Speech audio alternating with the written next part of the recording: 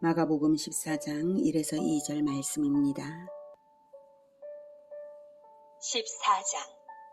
이틀이 지나면 유월절과 무교절이라.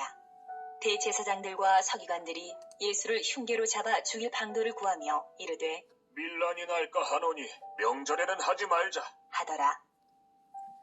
사랑하는 형제 여러분, 4월 14일 목요일 새벽 묵상에 오신 것을 환영합니다. 예수님은 목요일 저녁에 세족식, 성찬식을 제정하시고 세족을 하시고요. 성찬식을 제정하시고 새 계명을 수여하시고 제자들의 배반을 예언하고 겟세마네 동산에 기도를 하셨습니다. 그리고 금요일 새벽에 체포되시고 신문과 불법 재판을 받으시고 십자가에 달려 돌아가셨습니다. 그리고 토요일에는 무덤에 시신이 안치되었습니다. 목요일과 금요일의 내용이 복음서들에 상세하게 많이 나와 있어서 묵상할 것이 아주 많죠. 그중 오늘 묵상은 성찬식을 중심으로 보겠습니다. 오늘 본문 마가복음 14장 1, 2절은 화요일과 수요일 사이에 있었던 일입니다. 이틀은 48시간이 아니라 날수로 말하는 것이고요. 예수님은 유월절 양 잡는 시간에 죽임을 당하셨습니다. 영원한 대속제물이시니까 그렇게 하나님께서 타이밍을 섭리하셨습니다. 대제사장들과 서기관들이 예수님을 죽일 계획은 원래는 유월절이 아니었어요. 유월절에는 전국에서 많은 인파가 예루살렘 성전에 모여들고 또 그들 중에는 예수님을 추종하거나 왕 삼으려는 사람들이 아주 많기 때문에 군중이 모이는 명절이 지난 다음에 예수님을 잡아 죽이려는 게 애초 계획이었습니다. 대제사장과 서기관들이 예수님을 죽이려는 이유는 아시다시피 그들의 죄악을 예수님이 지적하셨기 때문이고요. 예수님의 모든 언행은 진리여서 자기들의 악함이 저절로 대중의 눈에 드러나고 있기 때문입니다. 낮에는 예수님이 계신 곳에는 늘 군중이 따랐습니다. 그러니 밤에 체포해야 하는데 야간 조명이 없던 그 당시였기 때문에 예수님을 잘 식별하는 사람 중에 예수님의 동선을 잘 알아서 군인들을 인도할 앞잡이가 필요했습니다. 그래서 가룟 유다가 그들에게 거래를 제안했을 때에 그들이 급히 계획을 수정해서 유월절일지라도 체포를 하게 된 것입니다. 그들 모두는 각기 자기 마음과 계획대로 진행하는 그러한 일이었지만 하나님은 그 모든 것을 섭리하시면서 정확한 대속제사의 시각에 영원한 대속제사가 드려지도록 역사하신 것입니다. 대속이란 죄의 값을 대신 치르는 것입니다. 예수님의 십자가의 죽음은 죄인의 죄값을 대신해서 받은 심판입니다. 그런데 예수님의 죽음이 유효한 대속제사가 되려면 전제가 되어 있어야 할 점들이 있죠. 첫째는 제사를 받으실 하나님이 그 제사를 받으셔야 하므로 사전에 하나님과 예수님 사이에 언약이 전제되어 있어야 합니다. 다음으로는 예수님과 믿는 자 사이에도 언약이 체결되어 있어야 합니다. 물론 그 믿는 자들이 예수님의 죽음 이후에 태어난 우리와 같은 후손들은 사전에 체결된 언약의 후손들이죠. 그러니까 예수님과 믿는 자 사이의 언약 체결이 바로 성찬식으로 예수님의 제자들과 체결이 되는 건데요. 바로 그 예수님의 제자들에 의하여 개척되고 대를 이어서 번성한 오고 오는 모든 교회 공동체들이 바로 그 언약의 당사자가 되겠습니다. 그러므로 우리도 역시 언약 체결의 당사자가 되겠습니다. 이 언약은 영원한 나라를 상속받는 언약이므로 그 나라를 주실 분과 물려받을 자들까지 연결된 언약이고 그 언약의 중심에 예수님이 계시는 것이죠. 아시다시피 신앙의 언약은 믿음으로 인증되는 것입니다.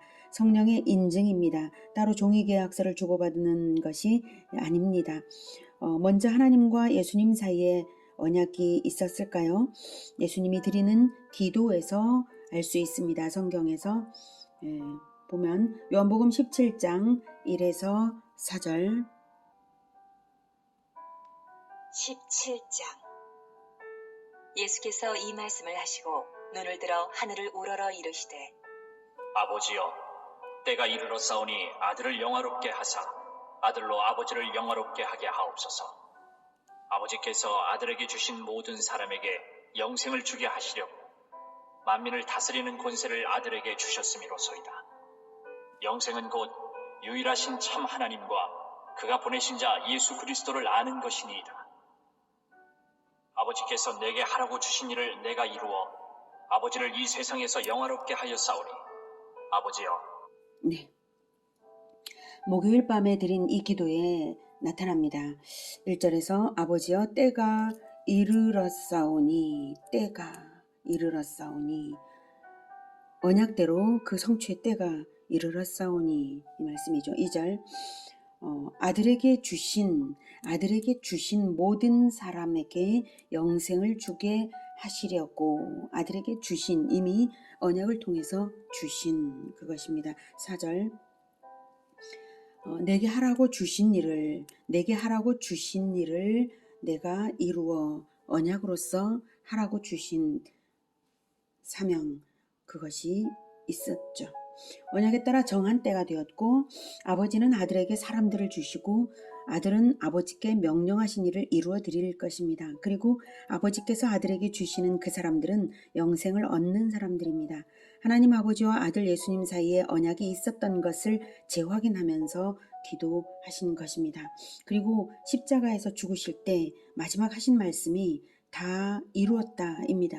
예수님은 언약에 따라 그 언약이 요구하는 것을 성취하여서 사명을 다 이루어서 사람들이 영생을 얻게 하는 일을 다 이루셨습니다. 언약을 완전히 만족시키셨으므로 다 이루었다라고 십자가에서 말씀하신 것입니다. 그러면 이제 또 하나의 언약이 필요하죠. 바로 예수님과 영생을 얻을 사람들과 맺는 언약입니다.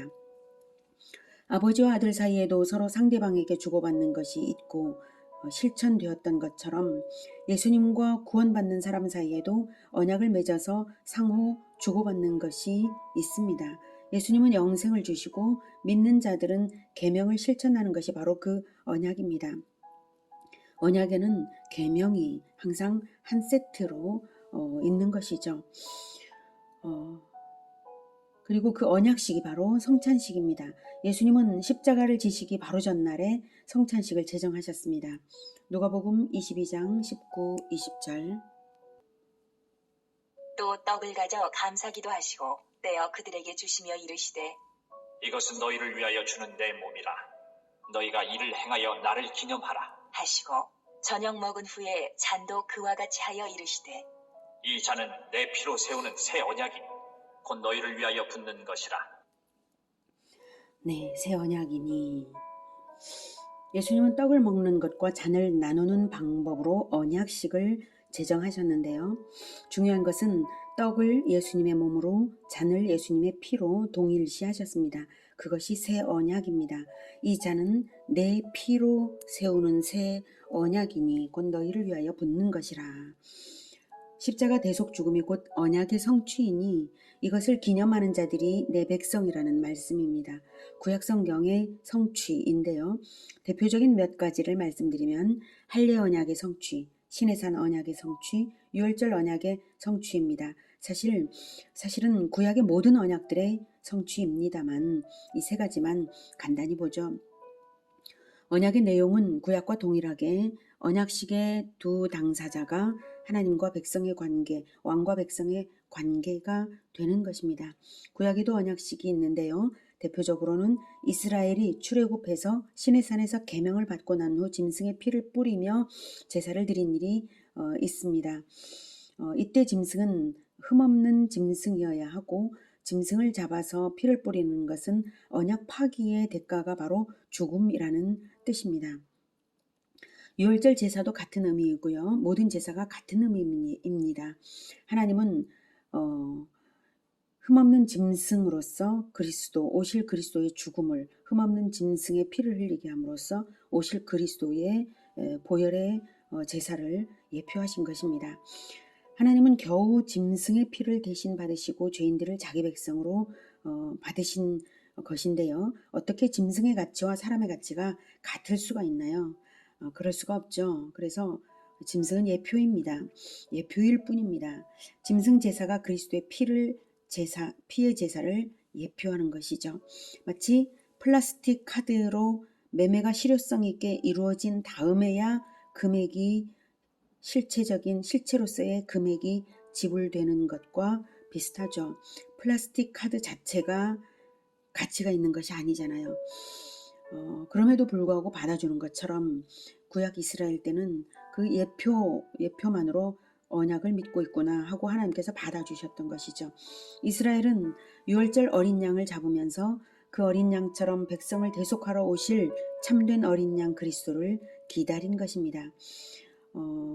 기다리긴 기다렸는데 대속제물로 오실 어린 양이 아니라 정치적 영웅으로 오실 것으로 그만 예수님 때에는 왜곡해버렸죠. 그들이 변질되었기 때문입니다. 이스라엘이 그리스도를 기다려야 할 이유는 바로 대속주이시기 때문이어야 했습니다. 그래서 예수님의 죽음을 알아들어야 했습니다. 그런데 그러지 못했어요. 극소수의 사람들이 아마 그것을 알았을 것입니다. 세례 요한은 예수님에 대하여 증언하기를 보라 세상 죄를 지고 가는 하나님의 어린 양이로다 라고 하였습니다. 그래서 유월절 양 잡는 시각에 죽으셔야 할 이유가 바로 그것입니다. 유월절 양, 세상 죄를 지고 가는 양이므로 그렇습니다. 헬리 언약을 최초로 제정하시면서 아브라함에게 명하실 때 하나님은 이렇게 말씀을 하셨어요. 창세기 17장 7에서 14절. 내가 내 언약을 나와 너 및 내 대대 후손 사이에 세워서 영원한 언약을 삼고 너와 내 후손의 하나님이 되리라. 내가 너와 내 후손에게 내가 거류하는 이 땅 곧 가나안 온 땅을 주어 영원한 기업이 되게 하고 나는 그들의 하나님이 되리라. 하나님이 또 아브라함에게 이르시되 그런즉 너는 내 언약을 지키고 내 후손도 대대로 지키라. 너희 중 남자는 다 할례를 받으라. 이것이 나와 너희와 너희 후손 사이에 지킬 내 언약이니라. 너희는 포피를 베어라. 이것이 나와 너희 사이의 언약의 표징이니라. 너희의 대대로 모든 남자는 집에서 난 자나 또는 너희 자손이 아니라 이방 사람에게서 돈으로 산 자를 막론하고 난 지 8일 만에 할례를 받을 것이라. 너희 집에서 난 자든지 너희 돈으로 산 자든지 할례를 받아야 하리니 이에 내 언약이 너희 살에 있어 영원한 언약이 되려니와 할례를 받지 아니한 남자 곧 그 포피를 베지 아니한 자는 백성 중에서 끊어지리니 그가 내 언약을 배반하였음이니라. 가나안 땅을 약속하시면서 말씀하셨죠. 7절에 영원한 언약을 삼고 너와 내 후손의 하나님이 되리니 이 거류하는 내 후손이 거류하는 네가 거류하는 이 땅 곧 가나안 온 땅을 주어 영원한 기업이 되게 하고 너희들의 하나님이 되려고 한다라고 하셨어요. 그래서 할례 언약을 세우셨습니다. 할례는 가나안 땅은 천국 즉 새하늘과 새 땅의 예표죠. 할례는 남자의 성기 끝 살껍질을 잘라서 피를 흘리는 언약식입니다. 성기는 후손을 낳는 도구이고 성기에 피를 흘리는 것은 후손의 죽음을 의미하는 상징 행위입니다. 이 언약을 주신 때는 아브라함이 하갈을 취해서 이스마엘을 낳은 후 주신 것입니다. 아브라함이 언약을 파기했으므로 아브라함의 생명 대신 후손의 생명을 대신 받겠노라는 상징적 퍼포먼스입니다. 아브라함의 후손의 죽음, 그것이 바로 십자가에서 예수님의 죽음으로 성취되는 것입니다. 그러므로 예수님께서 말씀하신 이 자는 내 피로 세우는 새 언약이니 곧 너희를 위하여 붓는 것이라 라고 하신 것은 아브라함처럼 언약을 어긴 너희들의 죄를 대속하는 피라는 것이고요. 아브라함의 후손들에게 가나안 땅을 주셨듯이 새하늘과 새 땅을 주실 약속이 들어있는 기념, 믿음의 기념이라는 뜻입니다. 예수님은 십자가에 죽으시기 전날 밤에 성찬식으로 언약식을 제정하시고 자신의 죽음을 기념하도록 명하시고 계명을 주셨습니다. 요한복음 13장 34, 35절. 새 계명을 너희에게 주노니 서로 사랑하라. 내가 너희를 사랑한 것 같이 너희도 서로 사랑하라. 너희가 서로 사랑하면 이로써 모든 사람이 너희가 내 제자인 줄 알리라. 계명은 언약과 짝을 이룹니다. 믿음으로 언약을 받았으면 계명 실천으로 확정되는 것입니다. 예수님도 하나님께 받은 계명이 바로 자기 백성을 대신하는 대속의 죽음이었고 계명 실천으로 언약은 영원히 성사되었습니다. 요한복음 15장 10절에서 내가 아버지의 계명을 지켜, 요한복음 15장 10절, 내가 아버지의 계명을 지켜 그의 사랑 안에 거하는 것 같이 너희도 내 계명을 지키면 그 사랑 안에 거하리라. 아버지의 계명, 그것이 바로 예수님의 십자가입니다. 이스라엘은 유월절로 하나님의 구원을 해마다 기념하며 그리스도를 기다리고 있었습니다. 이스라엘의 대표자인 대제사장과 지도자들은 정작 그리스도가 오셨을 때 왕으로 영접하지 않고 오히려 잡아 죽였습니다. 그러나 자기들의 악행이 바로 언약의 성취가 될 줄은 그들은 생각지 못했지만 역사의 주인이신 하나님은 역사 속에서 영원한 구원을 이루셨습니다. 그리고 그 대속의 효력은 언약 안으로 들어오는 자들에게 있습니다. 믿음으로 성찬의 기념을 이어가는 자들, 예수님처럼 사랑하라는 새 계명을 실천하는 자들에게 대속의 효력이 있습니다. 이 모든 것이 진리입니다. 죽으신 예수님이 3일 만에 부활하심으로써 모든 것이 진실인 것을 알게 하십니다. 이루어진 것이 진실이면 이루어질 예언도 진실입니다. 우리는 예수님처럼 고난을 기꺼이 당하면서 서로 뜨겁게 사랑하며 다시 오실 주 예수를 기다리는 사람들입니다. 우리가 주 예수님의 사람들임을 무엇으로 증명하겠습니까? 그것은 예수님처럼 희생을 아끼지 않는 사랑입니다. 그것이 계명이고 계명은 언약과 짝을 이룬 것입니다.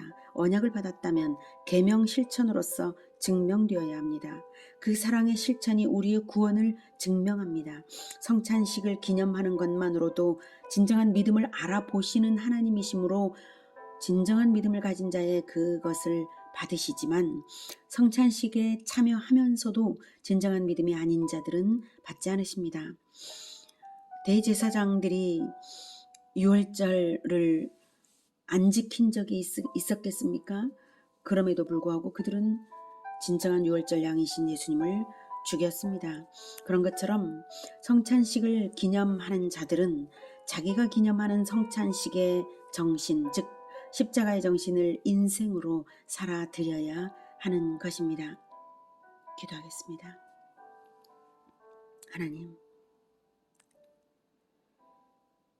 진정한 유월절 양이요 할례의 성취이시며 영원히 우리를 하나님의 백성이 되게 하시기 위하여 언약의 성취를 이루시는 우리 주 예수님을 하나님께서 예비하시고 보내시고 또 섭리하시면서 정확한 시각에 그 죽음을 받으실 섭리를 하셨습니다. 주님, 이 모든 것을 생각할 때에 참으로 진리이시며 사랑이신 하나님께 영광을 돌리지 않을 수 없습니다. 우리가 입술로만 하나님께 영광을 돌리는 것이 아니라 진정 계명의 성취, 계명의 실천, 계명의 실천으로서 하나님께 영광 돌리는 자들이 되게 하여 주시옵소서. 진정으로 성찬식을 의식으로서만 행하는 것이 아니라 예수님의 살과 피를 먹은 자들이 예수님의 살과 피가 몸의 행실로 나타나도록 살아드리는 그러한 삶이 되게 도와주시옵소서. 우리가 그렇게 살아가겠습니다. 후손 대대로 하나님의 백성이 되게 하시기 위하여 할례 언약으로 세우시고 마침내 이루셨으니 우리의 후손 대대로 또한 예수님의 백성이 되게 우리가 복음화 제자화로서 끝까지 사랑의 실천을 하겠습니다. 주님 도와주시옵소서. 우리를 그 아들의 생명값으로 우리를 구원하신 하나님께 영광을 찬양을 올려드립니다. 예수님의 이름으로 기도드립니다. 아멘. 이어지는 시간은 개인 기도 시간입니다.